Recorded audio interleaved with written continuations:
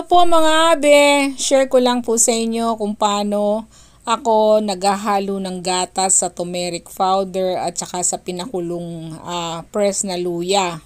Hindi ko po kasi mainom ang powder milk na walang kape. Ngayon ganito po ang ginawa ko.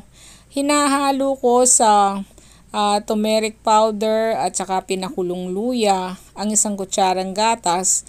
Pero ang sarap po ng lasa niya.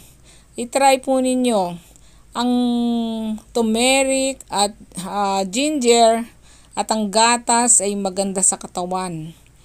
Ang benepisyo nito talaga ay maganda, lalo na ang turmeric at ginger. Kung may mga blood problem po kayo katulad ng cholesterol, sugar, mga triglycerides, maganda po. Ngayon po, ito na po ang ginagawa ko ngayon. Hindi na po coffee